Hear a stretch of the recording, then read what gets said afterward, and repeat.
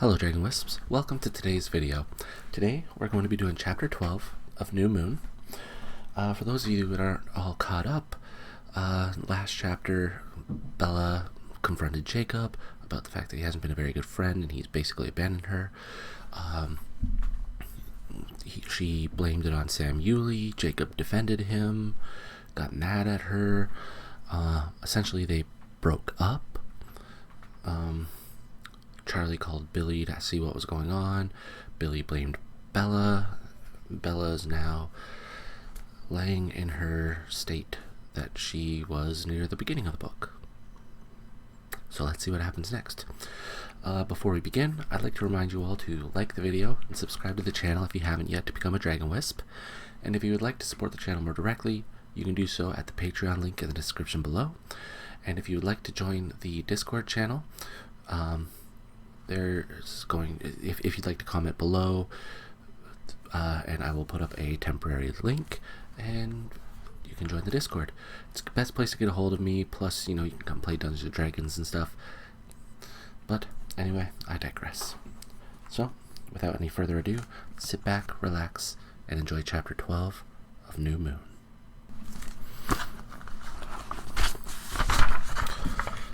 Chapter 12, Intruder.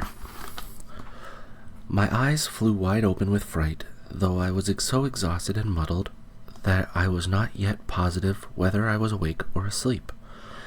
Something scratched against my window again with the same thin, high-pitched sound.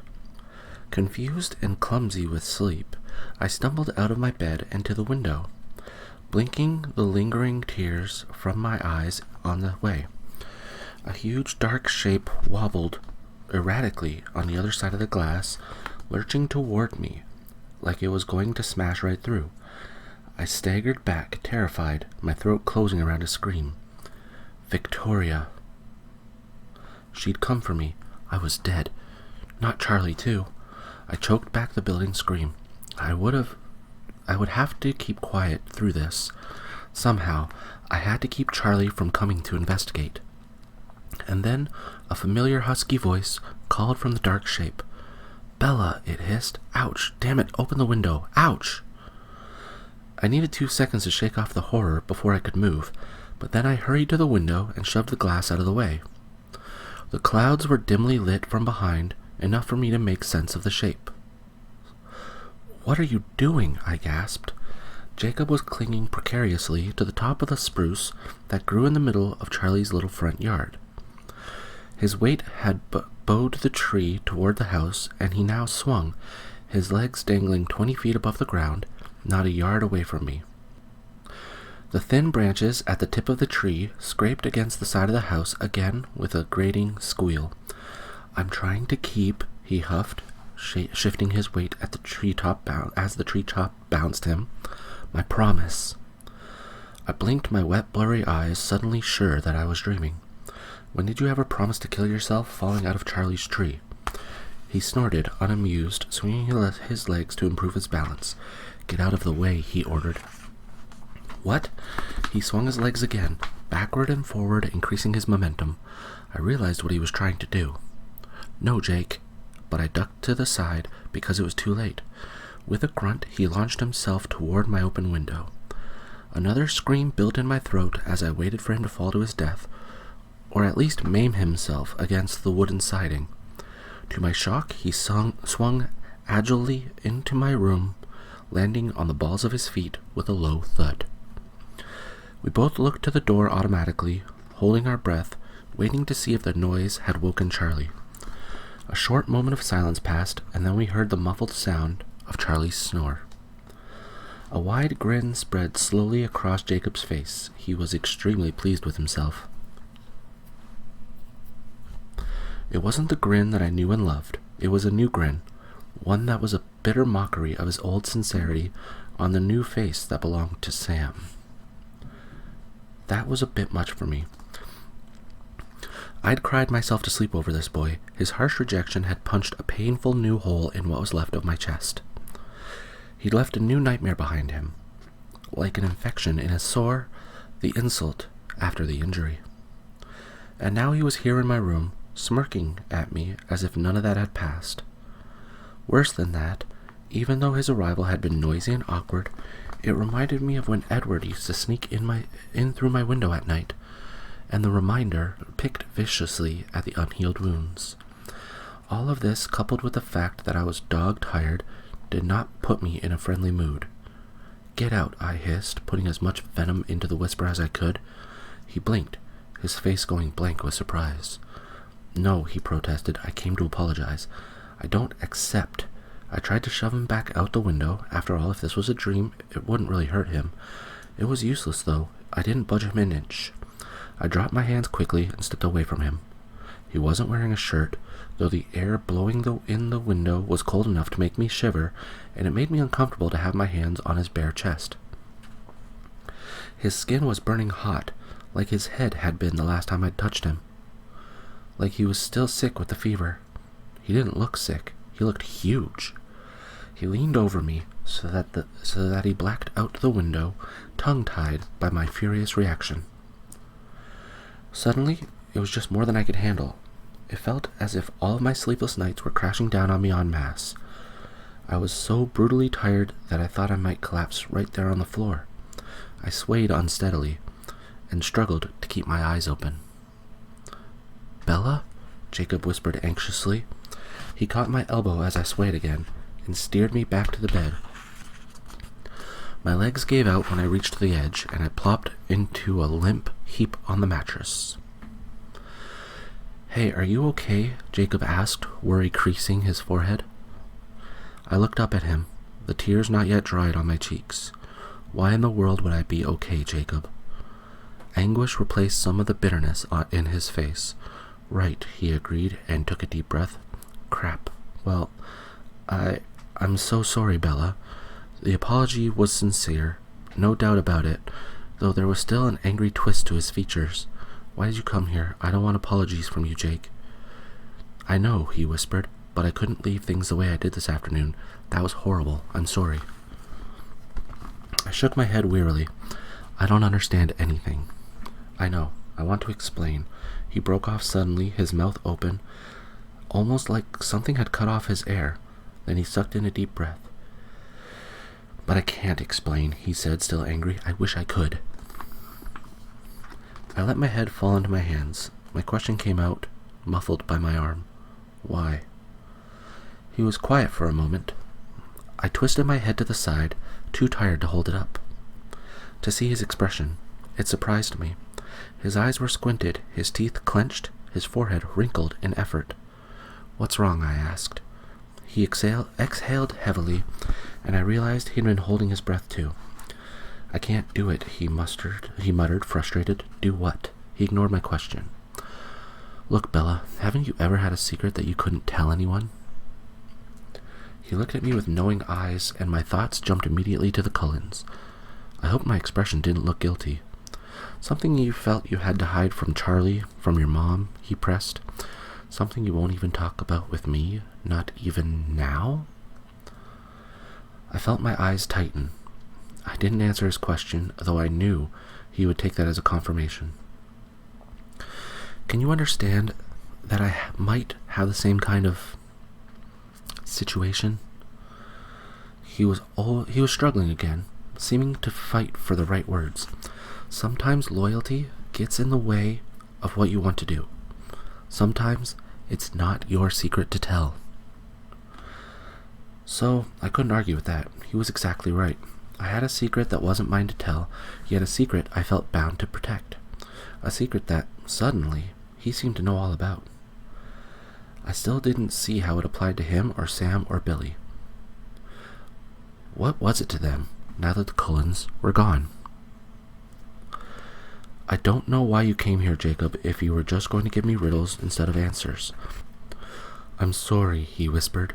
"This is so frustrating." We looked at each other for a long moment in the dark room, both of our faces hopeless. "The part that kills me," he said abruptly, "is that you already know. I already told you everything." "What are you talking about?" He sucked in a startled breath and then leaned toward me. his face shifting from hopelessness to blazing intensity in a second. He stared fiercely into my eyes, and his voice was fast and eager. He spoke the words right into my face. His breath was as hot as his skin. I think I see a way to make this work out, because you know this, Bella. I can't tell you, but if you guessed it, that would let me right off the hook. You want me to guess? Guess what? My secret. You can do it. You know the answer. I blinked twice, trying to clear my head. I was so tired. Nothing he said made sense. He took in my blank expression, and then his face tensed with effort again. Hold on, let me see if I give you some help, he said. Whatever he was trying to do, it was so hard he was panting. Help? I asked, trying to keep up. My lids wanted to slip closed, but I forced them open. Yeah, he said, breathing hard, like clues. He took my face in his enormous two warm hands and held it just a few inches from his. He stared into my eyes while he whispered, as if to communicate something besides the words he spoke. Remember the first day we met on the beach in La Push? Of course I do. Tell me about it. I took a deep breath and tried to concentrate. You asked me about my truck, he nodded, urging me on. We talked about the rabbit. Keep going. We went for a walk down the beach. My cheeks were growing warm under his palms as I remembered, but he wouldn't notice, hot as his skin was. I'd asked him to walk with me, flirting ineptly but successfully, in order to pump him for information. He was nodding, anxious for more. My voice was nearly soundless. You told me scary stories, Quileute legends. He closed his eyes and opened them again. Yes. The word was tense, fervent, like he was on the edge of something vital. He spoke slowly, making each word distinct. Do you remember what I said? Even in the dark, he must be able to see the change in the color of my face. How could I ever forget that?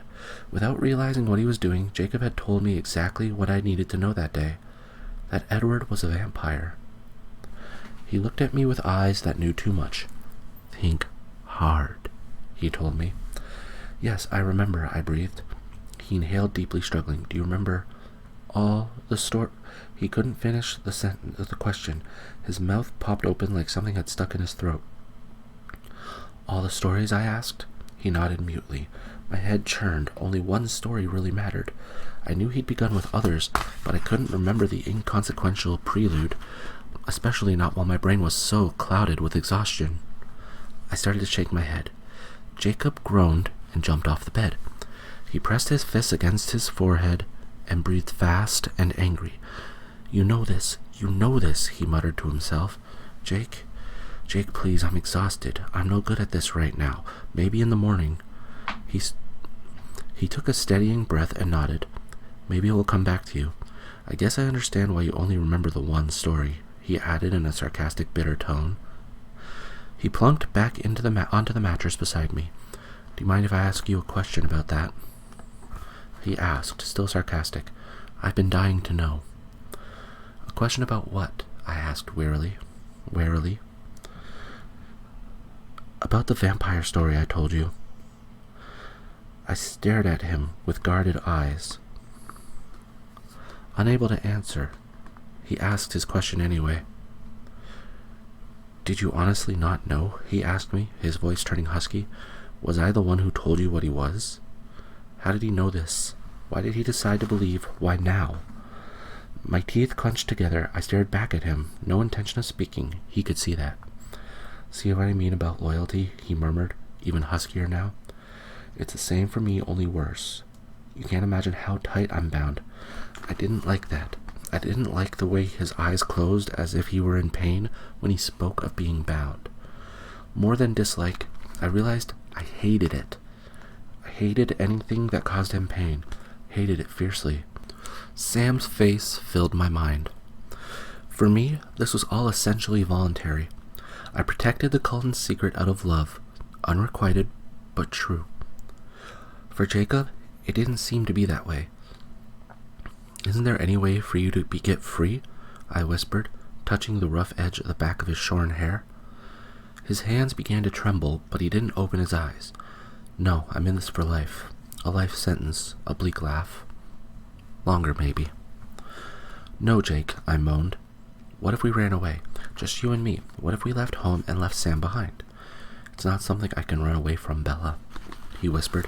I would run with you, though, if I could. His shoulders were shaking now, too. He took a deep breath. Look, I've got to leave. Why? For one thing, you look like you're going to pass out at any second. You need your sleep. I need you firing on all pistons. You're going to figure this out. You have to. And why else? He frowned. I had to sneak out. I'm not supposed to see you. They've got to be wondering where I am. His mouth twisted. I suppose I should go let them know. You don't have to tell them anything, I hissed. All the same, I will. The anger flashed hot inside me. I hate them. Jacob looked at me with wide eyes, surprised. No, Bella, don't hate the guys. It's not Sam's or any of the others' faults. I told you before, it's me. Sam is actually, well, incredibly cool. Jared and Paul are great too, though Paul is kind of... And Embry's always been my friend. Nothing's changed there. The only thing that hasn't changed. I feel really bad about the things I used to think about Sam. Sam was incredibly cool. I glared at him in disbelief, but let it go. Then why aren't you supposed to see me? I demanded. It's not safe, he mumbled, looking down. His words sent a thrill of fear through me. Did he know that, too? Nobody knew that besides me. But he was right. It was the middle of the night, the perfect time for hunting. Jacob shouldn't be here in my room. If someone came for me, I had to be alone. If I thought it was too risky, he whispered, I wouldn't have come. But Bella, he looked at me again, I made you a promise. I had no idea it would be so hard to keep, but that doesn't mean I'm not going to try. He saw the incomprehension in my face. After that stupid movie, he reminded me, I promised you that I wouldn't ever hurt you. So I really blew it this afternoon, didn't I? I know you didn't want to do it, Jake. It's okay. Thanks, Bella. He took my hand. I'm going to do what I can to be here for you, just like I promised. He grinned at me suddenly. The grin was not mine nor Sam's, but some strange combination of the two. It would really help if you could figure this out on your own, Bella. Put some honest effort into it. I made a weak grimace. I'll try. And I'll try to see you soon, he sighed. And they'll try to talk me out of that. Don't listen to them. I'll try, he shook his head, as if he doubted his success. Come and tell me as soon as you figure it out. Something occurred to him just then. Something that made his hands shake. If you want to. Why wouldn't I want to see you? His face turned hard and bitter, 100%, the face that belonged to Sam. Oh, I can think of a reason, he said in a harsh tone. Look, I really have to go. Could you just do something for me? I just nodded, frightened of the change in him. At least call me if you don't want to see me again. Let me know if it's like that. That won't happen. He raised one hand, cutting me off. Just let me know. He stood and headed for the window. Don't be an idiot, Jake, I complained. You'll break your leg. Use the door. Charlie's not going to catch you. I won't get hurt, he muttered. But he turned for the door. He hesitated as he passed me, staring at me with an expression like something was stabbing him. He held one hand out, pleading. I took his hand, and suddenly he yanked me, too roughly, right off the bed so that I thudded against his chest. Just in case, he muttered against my hair, crushing me in a bear hug that almost broke my ribs. Can't breathe, I gasped. He dropped me at once, keeping one hand at my waist so I didn't fall over. He pushed me, more gently this time, back down on the bed. Get some sleep, Bells. You've got to get your head working. I know you can do this. I need you to understand. I won't lose you, Bella. Not for this. He was to the door in one stride, opening it quietly and then disappearing through it. I listened for him to hit the squeaky step in the stairs, but there was no sound. I lay back on my bed, my head spinning. I was too confused, too worn out. I closed my eyes, trying to make sense of it, only to be swallowed up by unconsciousness so swiftly that it was just disorienting. It was not the peaceful, dreamless sleep I'd yearned for. Of course not. I was in the forest again, and I started to wander the way I always did. I quickly became aware that this was not the same dream as usual. For one thing, I felt no compulsion to wander or to search. I was merely wandering out of habit, because that was what was usually expected of me here. Actually, this wasn't even the same forest. The smell was different, and the light, too. It smelled not like the damp earth of the woods, but like the brine of the ocean. I couldn't see the skies still. It seemed like the sun must be shining. The leaves above were bright jade green. This was the forest around La Push, near the beach there. I was sure of it. I knew that if I found the beach, I would be able to see the sun, so I hurried forward, following the faint sound of waves in the distance. And then Jacob was there. He grabbed my hand, pulling me back toward the blackest part of the forest. "Jacob, what's wrong?" I asked. His face was the frightened face of a boy, and his hair was beautiful again, swept back into a ponytail on the nape of his neck. He yanked with all his strength, but I resisted. I didn't want to go into the dark. "Run, Bella, you have to run," he whispered, terrified. The abrupt wave of déjà vu was so strong, it nearly woke me up. I knew why I recognized this place now. It was because I'd been here before, in another dream, 1,000,000 years ago, part of a different life entirely. This was the dream I'd had the night after I'd walked with Jacob on the beach, the first night I knew that Edward was a vampire. Reliving that day with Jacob must have dredged the stream out of my buried memories. Detached from the dream now, I waited for it to play out. A light was coming toward me from the beach. In just a moment, Edward would walk through the trees, his skin faintly glowing and his eyes black and dangerous. He would beckon to me and smile.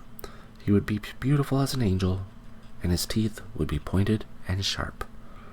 But I was getting ahead of myself. Something else had to happen first. Jacob dropped my hand and yelped. Shaking and twitching, he fell to the ground at my feet. "Jacob!" I screamed, but he was gone. In his place was an enormous red-brown wolf with dark, intelligent eyes. The dream veered off course, like a train jumping the tracks. This was not the same wolf I'd dreamed of in another life. This was the great russet wolf I'd stood half a foot from in the meadow not a week ago. This wolf was gigantic, monstrous, bigger than a bear. This wolf stared intently at me, trying to convey something vital with his intelligent eyes, the black-brown, familiar eyes of Jacob Black.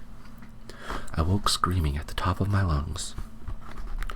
I almost expected Charlie to come check on me this time. This wasn't my usual screaming. I buried my head in my pillow and tried to muffle the hysterics that my screams were building into. I pressed the cotton tight against my face, wondering if I couldn't also somehow smother the connection I'd just made. But Charlie didn't come in, and eventually I was able to strangle the strange screeching coming out of my throat. I remembered it all now. Every word that Jacob had said to me that day on the beach, even the part before he got to the vampires, the cold ones. Especially that first part. "Do you know any of our old stories about where we came from? The Quileutes, I mean?" he asked. "Not really," I admitted. "Well, there are lots of legends, some of them claiming to date back to the flood. Supposedly, the ancient Quileutes tied their canoes to the tops of the tallest trees on the mountain to survive, like Noah and the Ark." He smiled then, to show me how little stock he put in the histories. Another legend claims that we descended from wolves, and that the wolves are our brothers still. It's against tribal law to kill them. Then there are the stories about the Cold Ones. His voice dropped a little lower. "The Cold Ones?" "Yes. There are stories of the Cold Ones as old as the wolf legends, and some much more recent. According to the legend, my own great-great-grandfather knew some of them. He was the one who made the treaty that kept them off our land." Jacob rolled his eyes. Your great-grandfather?" "He was a tribal elder, like my father. You see, the Cold Ones are the natural enemies of the wolf. Well, not the wolf really, but the wolves that turn into men, like our ancestors. You would call them werewolves. Werewolves have enemies? Only one. There was something stuck in my throat, choking me. I tried to swallow it down, but it was lodged there, unmoving. I tried to spit it out. Werewolf, I gasped. Yes, that was the word that I was choking on. The whole world lurched, tilting the wrong way on its axis. What kind of a place was this? Could a world really exist where ancient legends were wandering around the borders of tiny, insignificant towns, facing down mythical monsters? Did this mean every impossible fairy tale was grounded somewhere in absolute truth? Was there anything sane or normal at all, or was everything just magic and ghost stories? I clutched my head in my hands, trying to keep it from exploding. A small, dry voice in the back of my mind asked me what the big deal was. Hadn't I already accepted the existence of vampires long ago, and without all the hysterics that time? Exactly, I wanted to scream back at the voice. Wasn't one myth enough for anyone, enough for a lifetime? Besides, there'd never been one moment that I wasn't completely aware that Edward Cullen was above and beyond the ordinary. It wasn't such a surprise to find out what he was, because he so obviously was something. But Jacob? Jacob who was just Jacob and nothing more than that? Jacob my friend? Jacob the only human I'd ever been able to relate to? And he wasn't even human. I fought the urge to scream again. What did this say about me? I knew the answer to that one. It said that there was something deeply wrong with me. Why else would my life be filled with characters from horror movies? Why else would I care so much about them that it would tear big chunks right out of my chest when they went off along their mythical ways? In my head, everything spun and shifted, rearranging so that things that had meant one thing before now meant something else. There was no cult. There had never been a cult, never been a gang. No, it was much worse than that. It was a pack. A pack of 5 mind-blowingly gigantic, multi-hued werewolves that had stalked right past me in Edward's meadow. Suddenly, I was in a frantic hurry. I glanced at the clock. It was way too early and I didn't care. I had to go to La Push now. I had to see Jacob so he could tell me that I hadn't lost my mind altogether. I pulled on the first clean clothes I could find, not bothering to be sure they matched, and took the stairs 2 at a time. I almost ran into Charlie as I skated into the hallway heading for the door. Where are you going? He asked, as surprised to see me as I was to see him. Do you know what time it is? Yeah, I have to go see Jacob. I thought the thing with Sam, that doesn't matter. I have to talk to him right now. It's pretty early. He frowned when my expression didn't change. Don't you want breakfast? Not hungry. The words flew from my lips. He was blocking my path to the exit. I considered ducking around him and making a run for it, but I knew I would have to explain that to him later. I'll be back soon, okay? Charlie frowned. Straight to Jacob's house, right? No stops on the way? Of course not. Where would I stop? My words were running together in my hurry. I don't know, he admitted. It's just, well, there's been another attack. The wolves again. It was real close to the resort by the hot springs. There's a witness this time. The witness was only a dozen yards from the road when he disappeared. His wife saw a huge gray wolf just a few minutes later while she was searching for him and ran for help. My stomach dropped, like I'd hit a corkscrew on a roller coaster. A wolf attacked him? There's no sign of him, just a little blood again. Charlie's face was pained. The Rangers are going out armed, taking armed volunteers. There's a lot of hunters who are eager to be involved. There's a reward being offered for wolf carcasses. That's going to mean a lot of firepower out there in the forest, and it worries me. He shook his head. When people get too excited, accidents happen. They're going to shoot the wolves? My voice shot through 3 octaves. What else can we do? What's wrong? He asked, his tense eyes studying my face. I felt faint. I must be whiter than usual. You aren't turning into a tree hugger on me, are you? I couldn't answer. If he hadn't been watching me, I would have put my head between my knees. I'd forgotten about the missing hikers, the bloody paw prints. I hadn't connected those factors to my first realization. Look, honey, don't let this scare you. Just stay in town or on the highway. No stops, okay? Okay, I repeated in a weak voice. I've got to go. I looked at him closely for the first time and saw that he had his gun strapped to his waist and hiking boots on. You aren't going out there after the wolves, are you, Dad? I've got to help, Bells. People are disappearing. My voice shot up again, almost hysterical now. No, don't go. It's too dangerous. I've got to do my job, kid. Don't be such a pessimist. I'll be fine. He turned for the door and held it open. You leaving? I hesitated, my stomach still spinning in uncomfortable loops. What could I say to stop him? I was too dizzy to think of a solution. Bells, maybe it's too early to go to La Push, I whispered. I agree, he said, and he stepped out into the rain, shutting the door behind him. As soon as he was out of sight, I dropped to the floor and put my head between my knees. Should I go after Charlie? What would I say? And what about Jacob? Jacob was my best friend. I needed to warn him. If he really was I cringed and forced myself to think the word werewolf, and I knew it was true, I could feel it. Then people would be shooting at him. I needed to tell him and his friends that people would try to kill them if they went running around like gigantic wolves. I needed to tell them to stop. They had to stop. Charlie was out there in the woods. Would they care about that? I wondered. Up until now, only strangers had disappeared. Did that mean anything, or was it just chance? I needed to believe that Jacob, at least, would care about that. Either way, I had to warn him. Or did I? Jacob was my best friend, but was he a monster too? A real one? A bad one? Should I warn him? If he and his friends were murderers? If they went out slaughtering innocent hikers in cold blood? If they were truly creatures from a horror movie in every sense, would it be wrong to protect them? It was inevitable that I would have to compare Jacob and his friends to the Cullens. I wrapped my arms around my chest, fighting the hole while I thought of them. I didn't know anything about werewolves, clearly. I would have expected something closer to the movies, big, hairy, half-men creatures or something, if I'd expected anything at all. So I didn't know what made them hunt, whether hunger or thirst or just a desire to kill. It was hard to judge, not knowing that. But it couldn't be worse than what the Cullens endured in their quest to be good. I thought of Esme.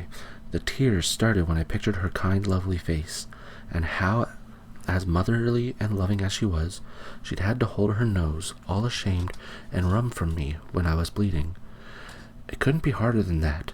I thought of Carlyle, the centuries upon centuries that he had struggled to teach himself to ignore blood, so that he could save lives as a doctor. Nothing could be harder than that. The werewolves had chosen a different path. Now, what should I choose? Thank you for joining me for Chapter 12 of New Moon. I hope you enjoyed it. Clearly there was a huge 180 there. Jacob showing up and wanting to tell Bella everything, but he couldn't. I think it's just a bunch of hooey. But anyway, I'm glad things are starting to progress properly now, because like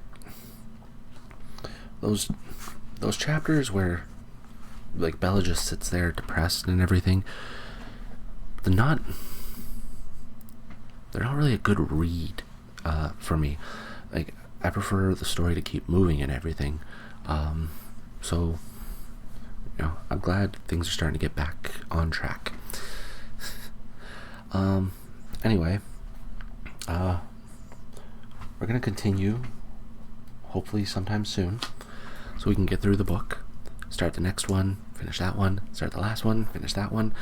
I haven't decided yet if I'm going to read the latest book. What was it called? I don't remember what it's called. It's something with the sun, I think. But like, it's the story from Edward's perspective. So I'm kind of interested to see how that goes. I mean, I would imagine he had a lot going on in his head, you know? Anyway, that's it for today. Thank you for joining me. Right about now, you'll be hitting the usual subscribe button up here. Latest video on the channel over here. Video recommended for you by YouTube over here. And over here, nice playlist of the New Moon chapters. So, again, thank you for joining me. And as always, have a peaceful day. Bye.